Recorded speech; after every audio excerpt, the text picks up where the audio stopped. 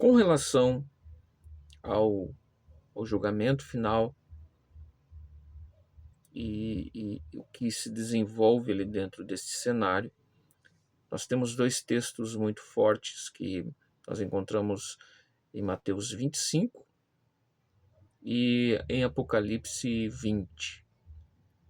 São dois textos que eles montam o cenário. Dentro do contexto bíblico, a gente encontra várias passagens que afirmam o julgamento, que apresentam o julgamento e falam dessa realidade futura escatológica.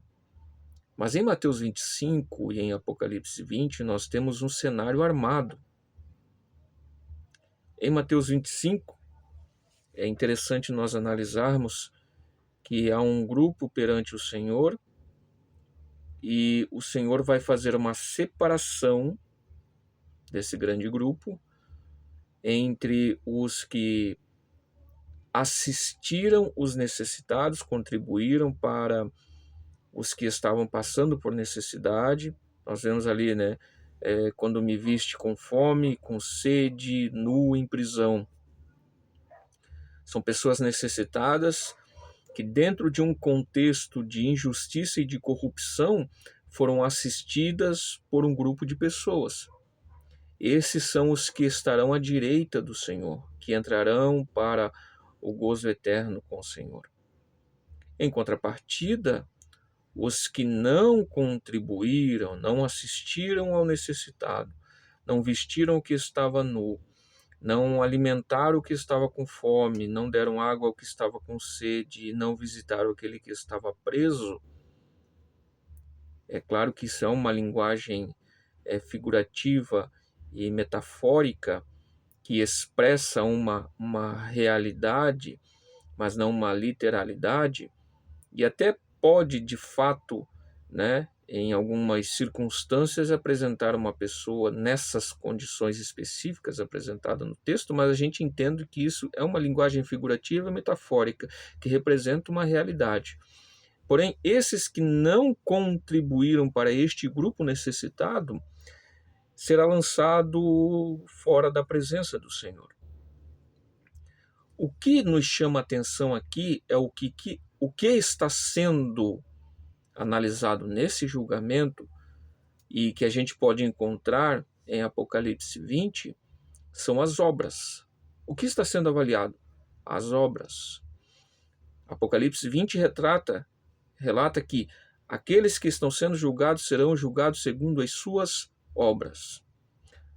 É interessante que a Bíblia ela nos afirma de forma categórica que a salvação é pela justificação pela fé. Só que o texto aqui ele não está excluindo isso. Tá?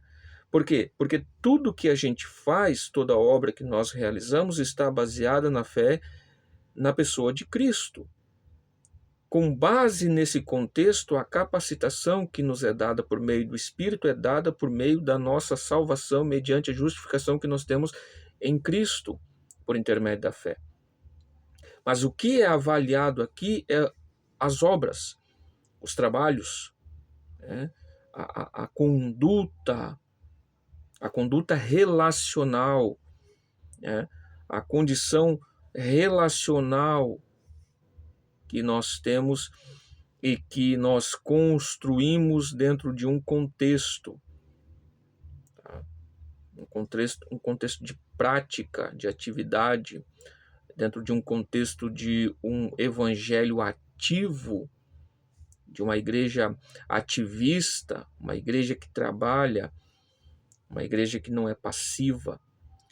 Então, o que é interessante é isso, é que não somos julgados segundo a nossa certeza e a nossa confiança em Cristo, mas segundo as obras que nós praticamos.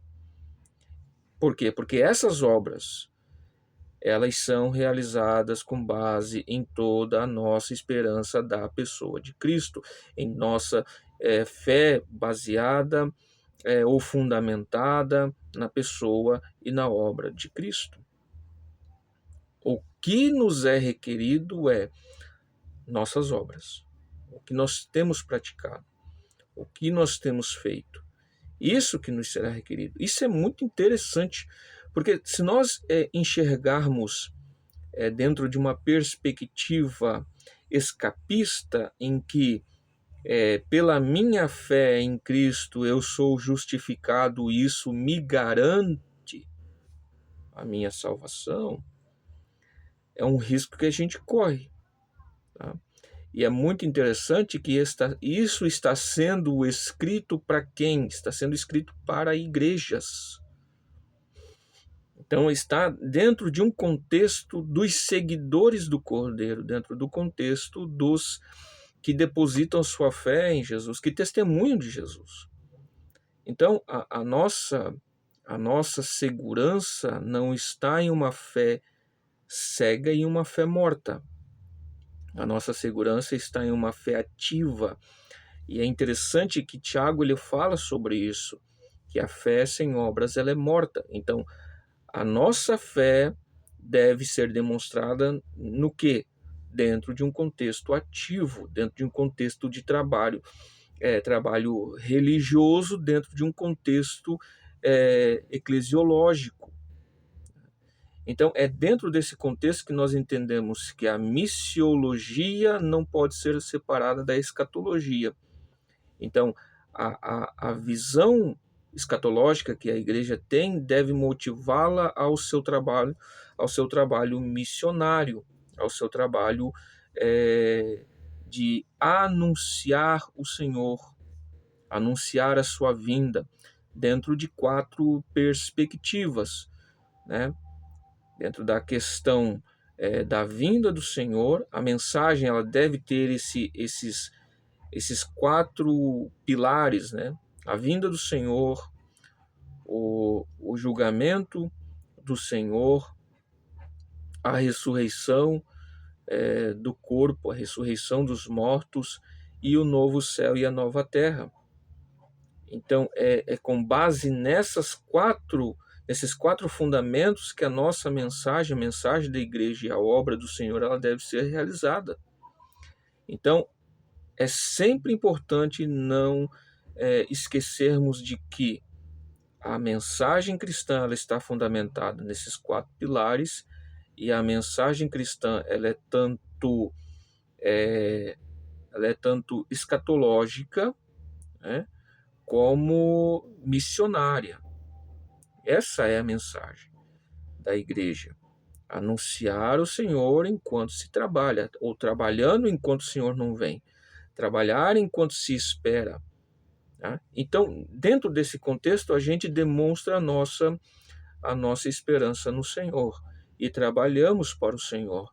E naquele grande dia teremos algo a apresentar para o Senhor, as nossas obras que se fundamentam na nossa fé, na pessoa e na obra de Cristo.